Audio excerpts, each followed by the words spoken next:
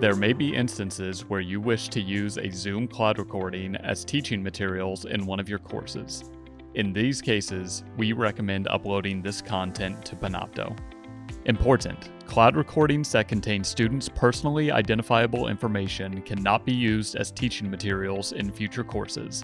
Please see the PDF labeled The Virtual Classroom and FERPA FAQs to learn more. A link to this document can be found in the description below. To begin, make sure you are in the Blackboard course in which you want to use your Zoom recording as teaching content. Navigate to the menu on the left-hand side of your screen and select Panopto Video. This will take you to the Panopto content portal. To upload your Zoom recording, to the right of the search bar, select the Create button, and in the drop-down menu, select Upload Media. This will open an Add Files box in the middle of your screen.